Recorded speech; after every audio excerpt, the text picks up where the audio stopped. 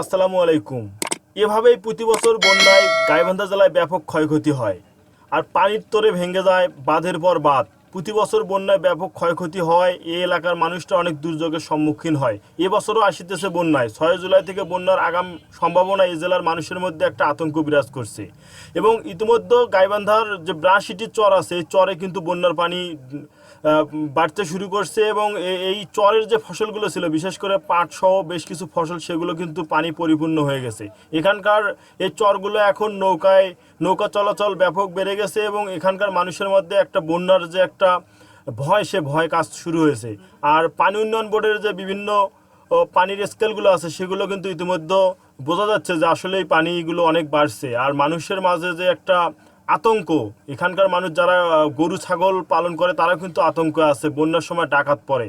আসুন আমরা সবাই আল্লাহর কাছে পানা চাই, আল্লাহ যেন আমাদেরকে এই বন্যার গজব থেকে মুক্ত দেয়। সবাইকে ধন্যবাদ। আসসালামু আলাইকুম।